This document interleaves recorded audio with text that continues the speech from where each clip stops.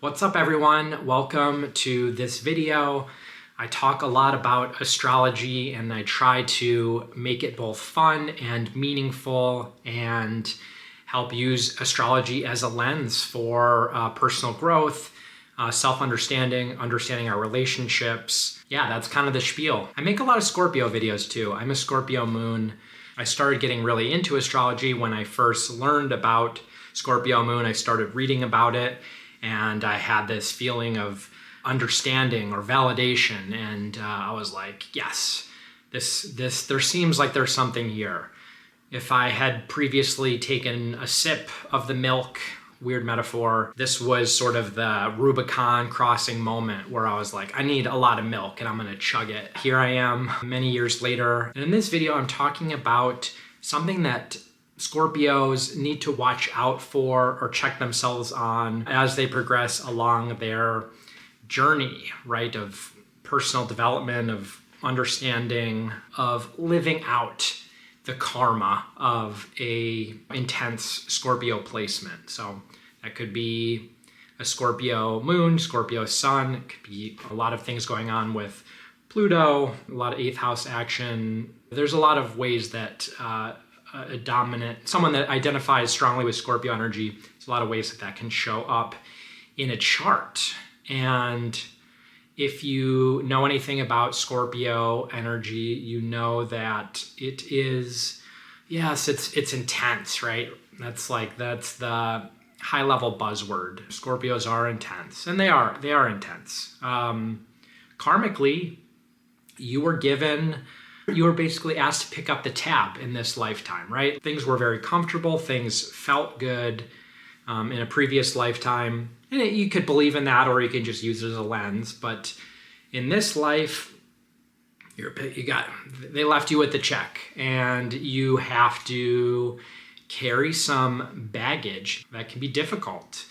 Scorpio baggage, right? There is an experience for Scorpios of feeling things to their extremes. Not just the emotional experience, it's also the material circumstances that you seem to attract in this life. Intense and poignant moments where you are faced with challenges, you are faced with loss, pain, death, endings, trauma. These are things that sometimes feel, why me, right? Like sometimes it feels like other people aren't going through these things. And it's true and it's not true. But the karmic sort of destiny for Scorpios, and when I say Scorpios, from here on in the video, I mean people that do really identify with Scorpio energy or have strong Scorpio energy in their chart. So the karmic destiny for Scorpios is to engage in this alchemical process of working with the darkness, of becoming aware of the shadows, of having to see and touch and feel the dirty underbelly of life and use that, work with it, mold it like a pizza dough, if we want to make it kind of fun, and warp it, punch it, maybe not punch it, but warp it into something more transcendent, something powerful, something that allows the Scorpio to cleanse themselves and let go and experience some transformation or transcendence to arrive at a place of higher vibration, of a higher energy level. Of course, they don't have to do this. No one has to do anything. And if a Scorpio identifies and, wakes up every morning and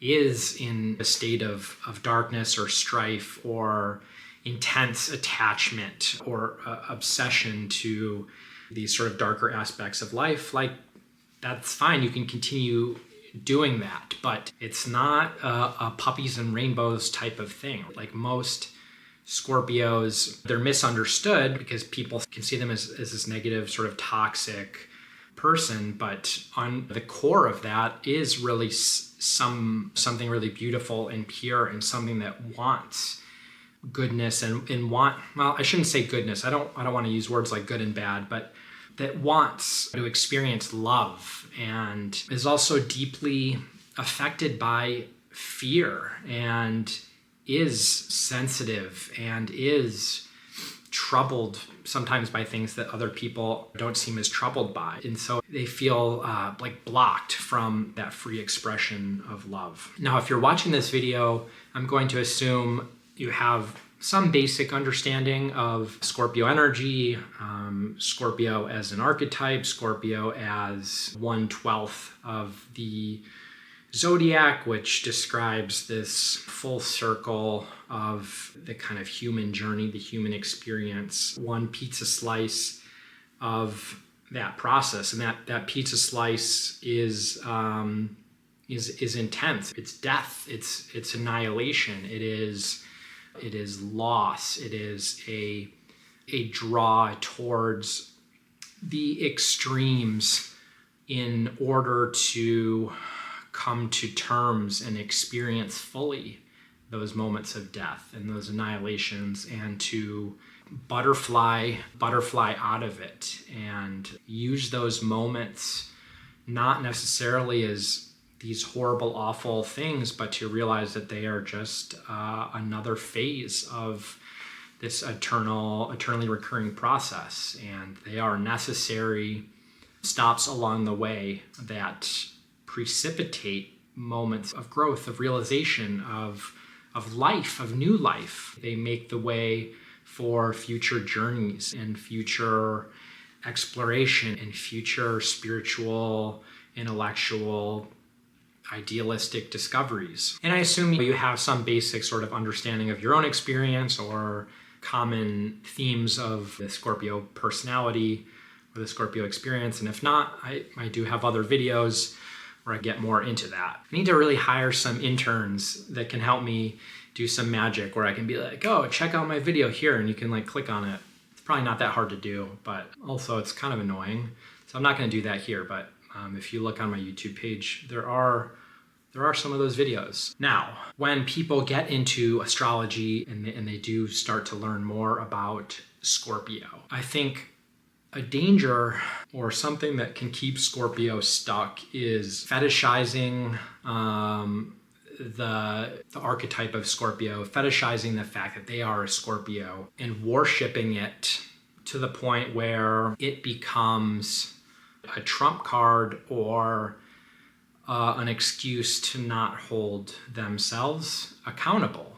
And again, no one has to do anything, but if you do really want to engage the challenges and pursue the potential gifts of a Scorpio placement, like you do have to do the work, right? You have to hold yourself in some sense accountable to make sure that you are getting the results that you want in life, that you're getting the experiences that you're seeking in life. Now, I'm not picking on Scorpio because this is true for any sort of astrological lens or any kind of model or lens that you want to use to understand yourself or to understand or chart a path towards personal goals or growth or development, whatever. Like all of it can be used as a limiter, right? You can use it as something that says, well,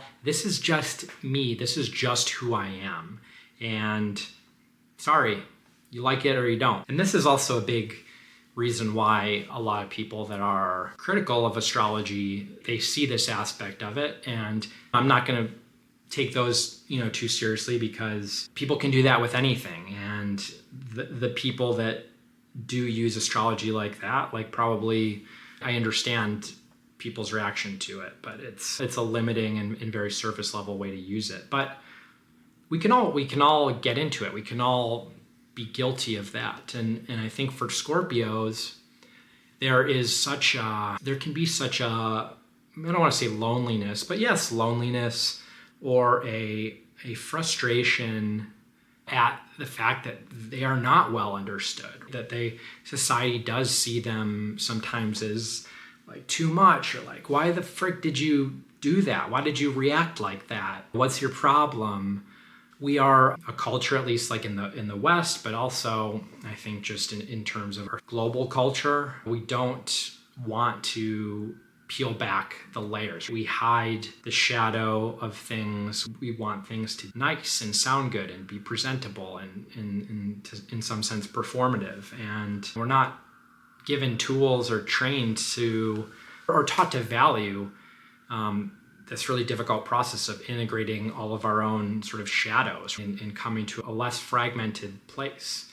And Scorpio, they're obsessed with the shadow. They can't look away, and they want to bring theirs out into conscious awareness. And they want to bring out other people's. They call out people's bullshits and inconsistencies and all of that. Like this is part of Scorpio's gift, but it contributes to why people are like, Scorpio, why do you gotta be like this? Just be cool. And when they say be cool, they mean just like don't rock the boat. But Scorpio, they want to rock the boat. And these are a lot of words, but it's all to say that Scorpio, almost as a survival mechanism, can develop this hard outer crust, this kind of defense where in order to develop and accept themselves and fight off what can be a sense of shame, they have to be like, this is kind of the way that I am, and I'm a Scorpio and I do these things, and get off my back, right? Like if you can't handle it, that's not my problem. And that's very true. You need to be your most authentic self, but Scorpio needs to be careful about calcifying or insulating their own bad behavior, which is also hard in itself because sometimes Scorpio also relies on these concepts like to protect criticism coming from themselves, like their own.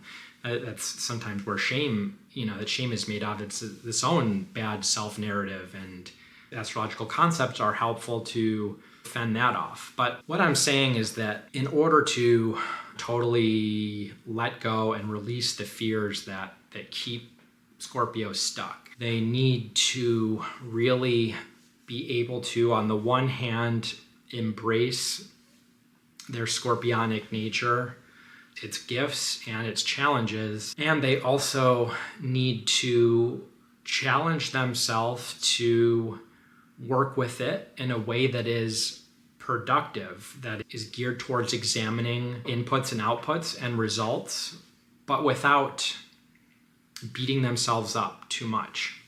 What I'm really challenging Scorpios to do is to always be kind of digging a little bit deeper. Like their asks and wants and needs in life have to be understood ultimately by the underlying drives. And it can't just be, oh, I'm a Scorpio, so this is what I want, or this is why I need this, or this is why I am the way I am. Because the idea that someone is just they're a Scorpio, it's fictional, and that's where it gets somewhat hairy, because Scorpio describes this range of experiences, a range of opportunities, a range of choices, and how your Scorpio light is shown through to yourself and to the rest of the world depends on the choices that you make. Like Scorpio energy can be beautiful and transformative and very high vibration, or it can be very low and toxic and fear-based and